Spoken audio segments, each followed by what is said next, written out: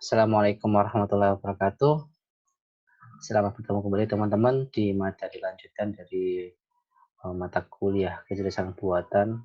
Pada kesempatan kali ini kita akan membahas mengenai teknik dan pendekatan pada sistem pakar. Sebelumnya kita sudah membahas mengenai pendahuluan atau pengantar dari sistem pakar itu sendiri. Nah, pada kesempatan kali ini kita akan membahas tentang teknik dan pendekatan lebih terperinci dari sistem pakar itu sendiri.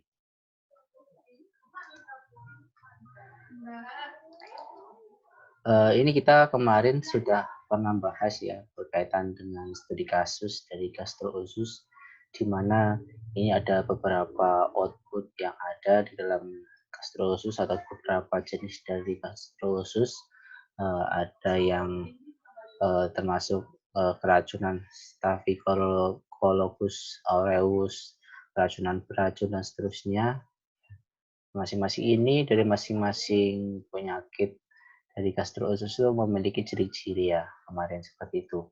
Nah, dari ciri-ciri ini yang nantinya direpresentasikan ya teman-teman ke dalam sebuah basis pengetahuan yang dimana nanti jika si user nanti mengisikan jawaban sesuai dengan karakteristik dari masing-masing diagnosa ini, maka nantinya sistem itu akan menginferensi ya atau menalar bahwa si user ini tadi termasuk atau terdiagnosa apa, terdiagnosa keracunan jamur, jamur beracun atau yang lainnya dari kelima keracunan yang ada pada gastroosus tersebut.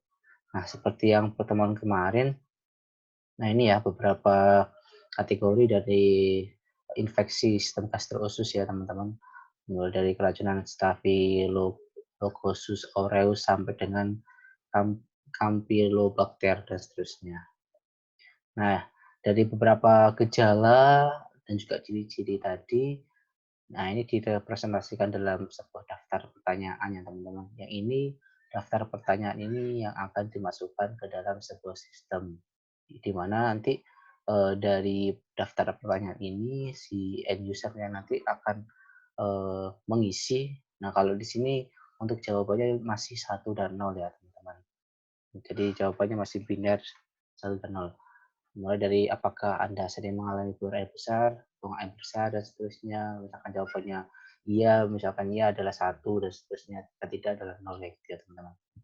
Sampai pada akhirnya di pertanyaan yang terakhir nanti si sistem akan mengolah atau memproses hasil jawabannya. Setelah itu sistem tadi itu akan memberikan sebuah decision ya teman-teman.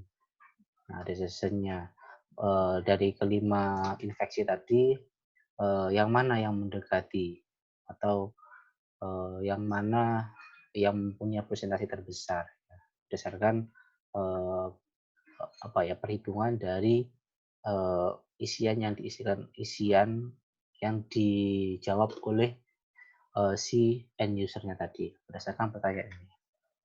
Ya, kemarin uh, didapatkan bahwa kelas Clostridium botulinum itu mempunyai presentasi yang besar kayak gitu, sehingga diagnosanya adalah si end user tadi itu keracunan Clostridium botulinum seperti itu.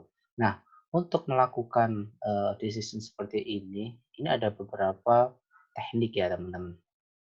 Jadi teknik yang pertama ini bisa menggunakan ini tadi itu masing-masing pertanyaan itu dengan nilai 0 dan 1 ya. Nah, seperti kayak gini, ini merupakan tadi pertanyaannya ya, pertanyaannya dan seterusnya. Ya. Sedangkan 20 ini merupakan yang ini ya, 20 sampai 32. Nah, 20 sampai 32 itu yang tadi itu, terus ini merupakan daftar pertanyaannya, yang ini berarti ya, yang berarti tidak gitu ya. Ya nantinya ini untuk ciri-cirinya dari yang 20 sampai 32 dari masing-masing jenis keracunan ini. Tuh. Nah, selanjutnya dari pengisian ini tadi, itu nanti dihitung dengan menggunakan dua pendekatannya. Bisa menggunakan inner product dengan menggunakan rumus ini ya, X kali Y, di mana ini tadi sigma dari XI kali YI dan seterusnya. Ini menggunakan inner product, bisa juga menggunakan cosin ya, dengan menggunakan rumus ini. Cos X, Y sama dengan X kali Y dibagi X bar dikali X mutlak dikali Y mutlak kayak gitu dan seterusnya. Nah, ini beberapa rumus yang bisa digunakan untuk menentukan decision-nya tadi ya, atau presentasi yang mana yang termasuk decision dari pelanggan tadi. Nah, contohnya ini menggunakan inner product ya teman-teman. Nah, misalkan ini ada dalam sebuah pertanyaan, jawabannya ini jawaban dari si user ya. Jawaban user ini untuk data trainingnya, ya, data trainingnya, data yang dilatih oleh ekosistem. Terus untuk ini untuk input dari usernya tadi itu. Selanjutnya untuk ini inputnya juga ya, maka didapatkan bahwa yang ke-35 ini termasuk skor yang terbesar. Nah, dengan menggunakan inner product kayak gitu. Nah, selanjutnya ini menggunakan cosine ya.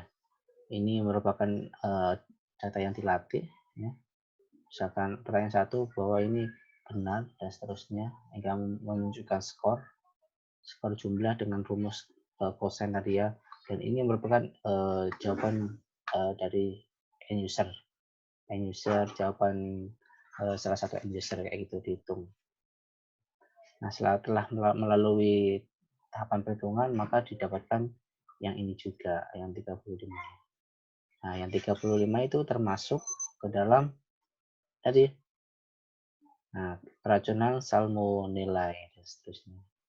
Itu merupakan salah satu contoh cara perhitungan dari sistem pakar dengan menggunakan cosine dan inner product gitu ya. Dengan rentang nilai antara 0 dan 1 gitu ya, teman-teman.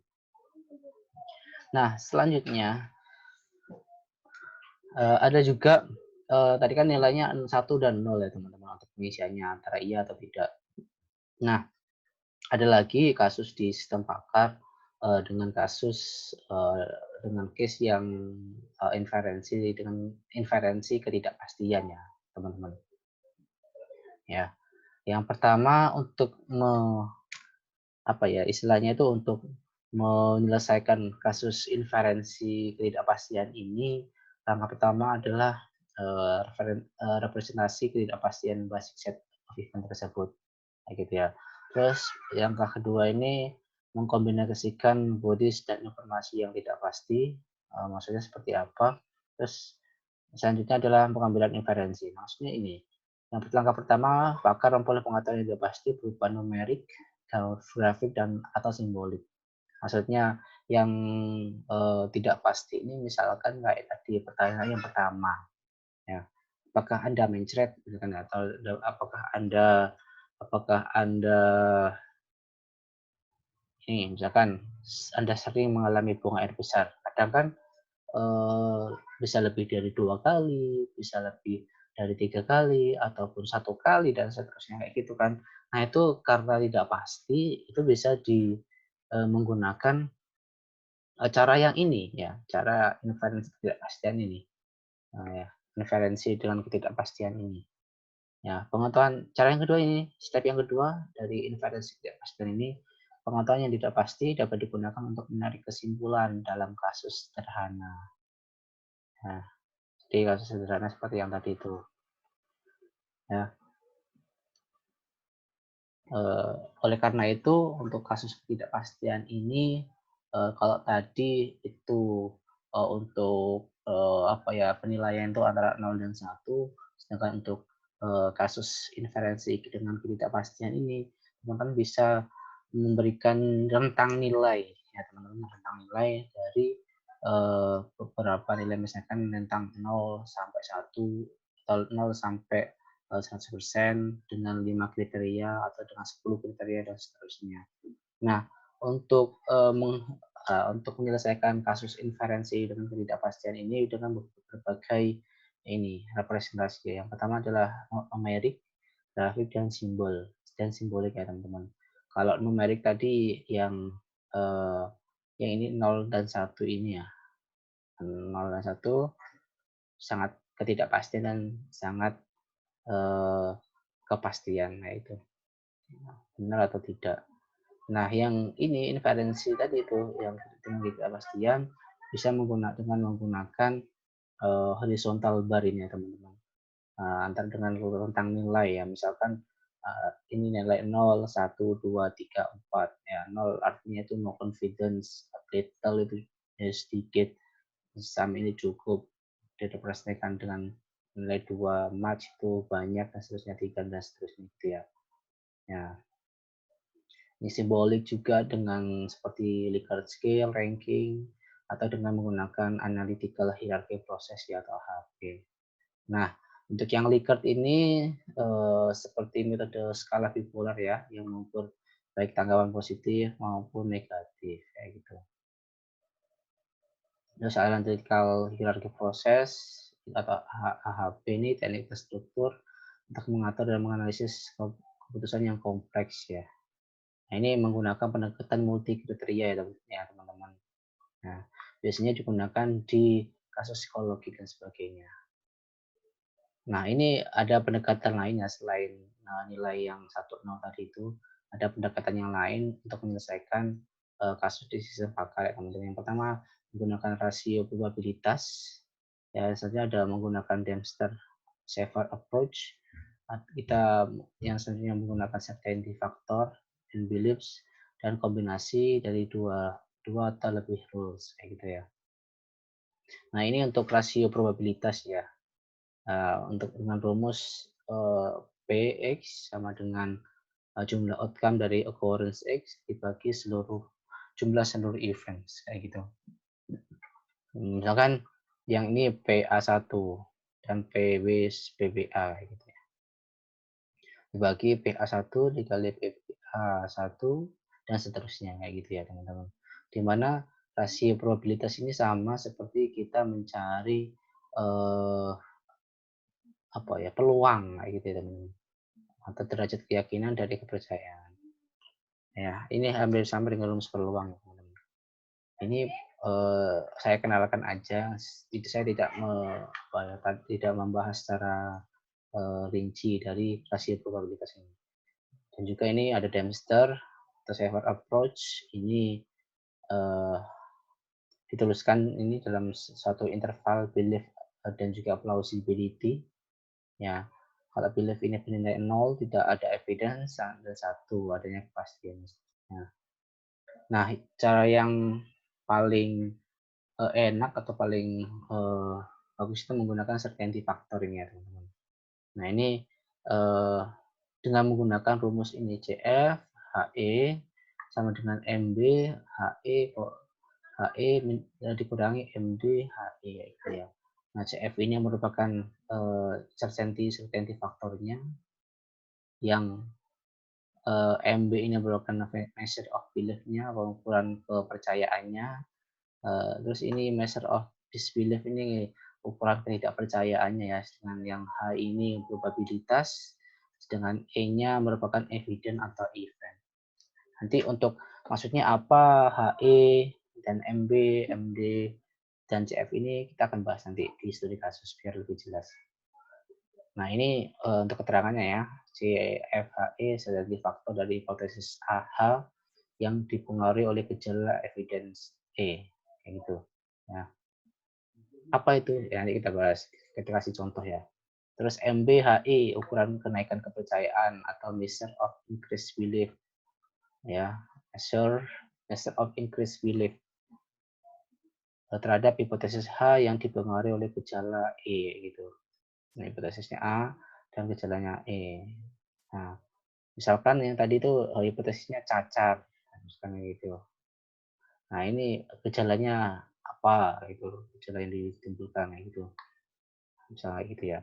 Terus MDHI itu ukuran kenaikan ketidakpercayaan, measure of increased disbelief terhadap hipotesis H.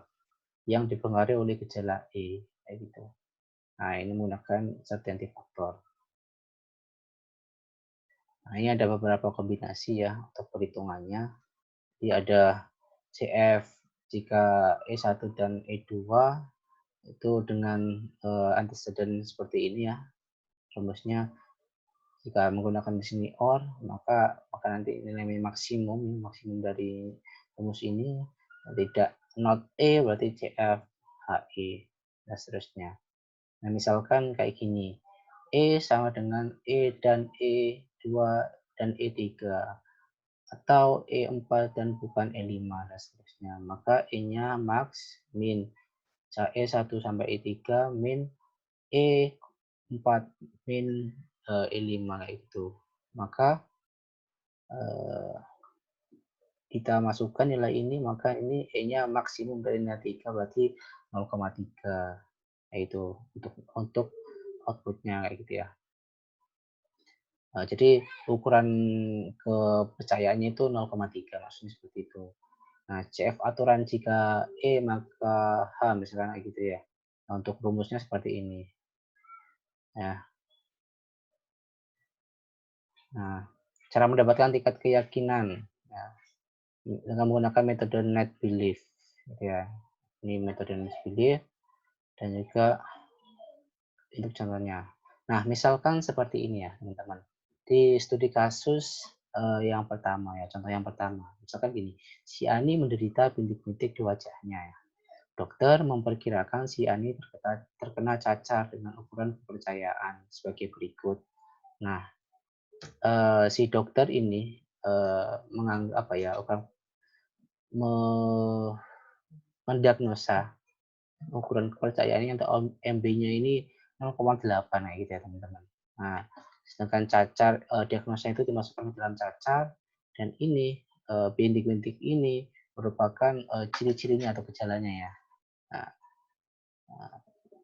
jadi kayak gini, bintik-bintik ini kira-kira ukuran kepercayaan sebagai diagnosa cacar itu berapa besar kayak gitu di antara 0 sampai 1.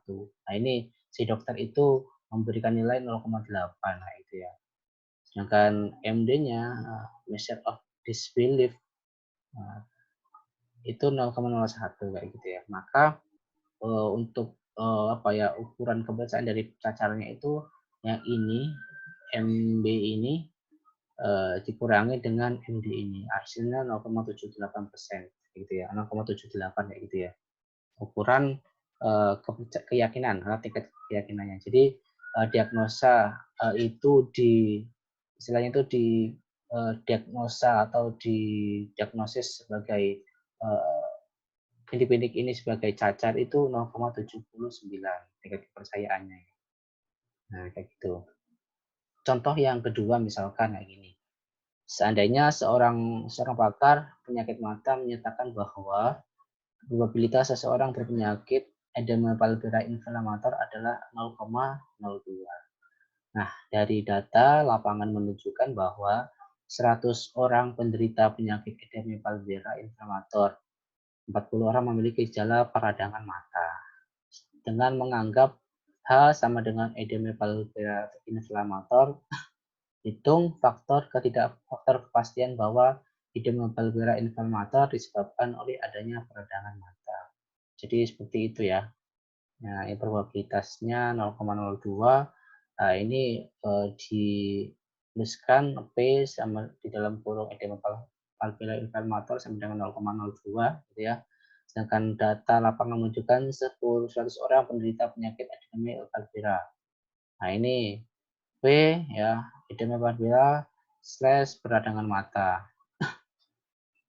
Untuk 40 orang memiliki gejala peradangan mata. Peradangan mata 4 berarti ini sama dengan 400 dibagi 100 sama dengan 0,4 kayak gitu ya. Peluang dari peradangan mata ini untuk diagnosa edema palpebral inflamator ini gitu ya. Nah, dari angka-angka ini dimasukkan ke dalam rumus tadi ya teman-teman. Dengan MB, H ini edema palpebral inflamator, sedangkan E ini merupakan gejalanya. Ya kayak gitu. Jadi yang H ini untuk H ini ya, 0,4 ini, terus koma ini ya, eee, probabilitasnya 0,02 ya. Jadi ini probabilitasnya, yang ini merupakan hasil yang ini tadi. Terus min 0,02 dibagi 1 min 0,02. Nah, 1 ini merupakan nilai default ya, teman-teman. Ini merupakan nilai yang, eee, bawaan dari rumus ini, terus minus 0,02 gitu. Maka dari rumus ini misalkan maksimum, dari keduanya ini kita ambil yang 0,4 minus 0,02 dibagi 1 min 0,02. Hasilnya sama dengan 0,39 untuk MB-nya, measure of belief-nya ya. Nah, tingkat kepercayaannya 0,39. Nah, untuk measure of disbelief-nya dengan ini rumus ini ya, hasilnya nih 0, sehingga untuk CF-nya, certainty factor-nya 0,39 min 0 sama dengan 0,39. Jadi untuk rule-nya, jika gejala peradangan mata, maka penyakit edema valmera untuk tingkat kepercayaannya 0,39 dari 1. Jadi kurang terlalu ini ya, kurang terlalu probabilitasnya nggak terlalu besar. Kalau misalkan dia mendekati 1, bahwa nanti untuk diagnosanya sebagai edema valmera inflamator itu semakin besar ya gitu. Nah, itu caranya. Nah, ini juga beberapa interpretasi penilaian selain untuk menentukan probabilitas tadi ya, teman-teman. Nah, mulai dari pasti, definitely not atau pasti tidak, misalkan dengan nilainya CF-nya 0 min, 10, seterusnya sampai dengan definitely atau pasti, angkanya 1 gitu ya. Misalkan ini, jika batuk dan panas, maka hampir dipastikan penyakitnya adalah influenza. Nah, ini hampir pasti, nanti untuk ukuran probabilitasnya atau CF-nya itu didapatkan 0,8. Maka rule-nya adalah if batuk dan panas, dan penyakit sama dengan influenza. Untuk correlation factor, certainty faktornya 0,8. Jadi hampir dipastikan penyakitnya influenza kayak gitu. Hampir pasti kan 0,8 ya. Kalau pasti berarti nanti ini nilainya 1 gitu ya, teman-teman. Oke. Ini kombinasi beberapa certainty factors dalam satu rule ya, teman. Nah, operator N, if inflasi tinggi, CF-nya 50%, ya, dan jika tingkat penganggurannya kurang dari 7%, CF-nya 70% ya. Ini untuk B ya. Dan jika harga obligasi naik, koefisien certainty faktornya 100%. Ini untuk C-nya ya. C.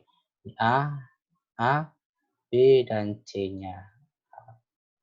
Dan harga saham naik. Nah, ini jika dimasukin ke dalam rule-nya, maka CF dalam kurung A yang ini ya, terus B yang ini, dan C ya, CFC ini 100%. Maka nilai minimumnya sama dengan 50%. Nah, ini C faktor harga naik, saham naik 50%. Jadi certainty faktornya itu 50%. Contoh yang kedua, tadi yang minimum ya. Ini yang kedua, jika saya punya uang lebih gitu ya. CF faktornya 0,7. Dan jika kondisi badan sehat 0,8, nah, CF-nya. Dan jika tidak turun hujan 0,9. Maka saya akan pergi memancing. Nah, ini rule-nya ya. Nah, maka ini saya akan pergi memancing adalah CF-nya adalah 0,7. Nah, dari nilai minimum ini ya. Karena ini menggunakan dan ya, teman-teman. Tadi kalau di sini dan itu menggunakan nilai minimum. Nah, sedangkan or adalah nilai maksimumnya, tidak sama dengan CF, HI kayak gitu. Jadi di sini tadi itu karena dia menggunakan dan maka dia menggunakan minimum ini. Ya. Nah, jadi CF faktornya untuk saya akan pergi memancing sebesar 0,7 gitu. Nah, ini beberapa kombinasi beberapa certainty faktor dalam satu rule. Ini dengan menggunakan OR ya. Contohnya kayak gini, jika inflasi turun, CF-nya 70% atau harga obligasinya tinggi 85% dan kemudian harga saham naik. Nah, hanya satu if untuk pernyataan ini dikatakan benar. Kesimpulannya hanya satu CF dengan nilai maksimum. Jadi dengan menggunakan nilai maksimum ini, maka untuk CF harga saham akan naik sebesar 85% ini. Nah, ini contoh yang kedua, ya. Misalkan kayak gini. Contoh selanjutnya, misalkan seseorang berkonsultasi pada pakar, apakah dia terkena jantung koroner atau tidak, yang diberi pengetahuan sebagai berikut. Seseorang berkonsultasi pada sistem pakar untuk mengetahui apakah terkena penyakit jantung koroner atau tidak. Nah, sistem pakar mempunyai basis pengetahuan sebagai berikut. Nah, ini rule-nya ya. Rule yang pertama, jika sesak nafas dan nyeri dada sampai dengan pusing, gitu. Ini merupakan gejala dari jantung koroner, maka dikatakan jantung koroner. Nah, itu. Ini merupakan rule-nya ya, teman-teman. Terus langkah pertama, pengguna konsultasi diberi jawaban yang masing-masing mempunyai bobot sebagai berikut. Nah, ini masing-masing yang mengisikan sesak nafas ya. Ini rentang nilainya. Nah, ini misalkan dari masing-masing pertanyaan 1, 2, 3, 4, 5, 6, 7 pertanyaan, maka ini rentang nilainya 0 sampai 1 gitu ya. Di mana 0 itu tidak tahu, 0,2 sampai dengan 1 itu sangat yakin gitu ya, teman-teman. Misalkan gini, apakah Anda sesak nafas? Nah, ini jawabannya yakin atau sangat yakin atau tidak tahu dan seterusnya. Nah, ini nanti ini masing-masing ini diberikan nilai untuk ukuran tidak certainty faktornya gitu ya, teman-teman. Terus nanti dihitung dengan rumus yang tadi. Nah, misalnya kayak gini, apakah Anda mengalami sesak nafas, si user mengisikan cukup yakin, maka untuk nilainya 0,6 gitu ya. Dan seterusnya, apakah Anda mengalami nyeri dada? Nah, user mengisikan 0,6, cukup yakin itu. Apakah Anda mengalami denyut jantung yang cepat? Nah, si user mengisikan yakin untuk bobotnya 0,8 dan seterusnya sampai apakah Anda mengalami pusing? Si user mengisikan cukup yakin dengan certainty faktornya 0,6. Sehingga ini direpresentasikan ke dalam CF ini ya, sesak nafas 1,0 dan seterusnya sampai fakta dengan CFK pusing ya, pusing 0,04. Kemudian dilanjutkan dengan penentuan nilai bobot user. Setelah dilakukan dialog antar sistem pakar dan user memilih jawabannya ini. Maka langkah kedua adalah menghitung ya dengan rumus ini tadi. Ya, mengalihkan CFK dengan CF user tadi. Nanti ini untuk pertanyaan pertama dan seterusnya ini sampai pertanyaan ke-7 ya gitu ya. Nah, ini CFHE-nya CFH 1 1,0 ini ya. Terus dikali 0,6 gitu. Terus satunya ini dikali 0,6 dari jawaban user dan seterusnya sampai dengan yang ini men 0,4 yang ini tadi dikalikan oleh 0,6 sehingga men 0,24 kayak gitu. Setelah menghitung ini ya, selanjutnya mengkombinasikan nilai CF dari masing-masing kaidah rule tadi itu. Nah, misalkan kayak gini, CF combine, nah CFHE 12, CFHE 1, CFHE 2 dikali 1 min CFHE 1. Nah, berarti 0,6 ini tadi ditambahkan 0,6 dikali 1 dikurangi CFHE 1 ini, CFHE 1 min 0,0. Berarti nilainya 0,84 old 1 kayak gitu ya. Selanjutnya sampai dengan CF combine sampai dengan old 4 kayak gitu. Ya. Sampai dengan nilainya ini ya. Sehingga didapatkan ini CFHE ultima ini dikalikan 100%. Nah, 0,5976 dikalikan 100%, maka dengan demikian dapat dikatakan bahwa perhitungan certainty factor pada penyakit jantung koroner memiliki persentase tingkat keyakinan 59,76% dari kasus yang ini tadi. Nah, yakin dan tidak yakin dan seterusnya. Ini yang nantinya ditanamkan ke sistem ya teman-teman. Ini ditanam ke sistem, dikalikan dengan isian dari si user ini tadi, sehingga menghasilkan certainty factor tingkat keyakinannya 59,76. Ini artinya bahwa diagnosa seseorang tersebut mengidap sebagai jantung koroner sebesar 59,76. Nah, hampir 50-50 lah ya. Bisa jadi diagnosanya penyakit yang lain dan seterusnya. Nah, ini kombinasi dari dua rule atau lebih ya. Contoh saja untuk rumusnya. Ya. Nah, itu ini ada beberapa latihan soal, silakan diisi saja ya teman-teman. Itu ya yang kami sampaikan berkaitan dengan beberapa pendekatan dari sistem akar. Selamat bertemu kembali di pertemuan selanjutnya. Assalamualaikum warahmatullahi wabarakatuh.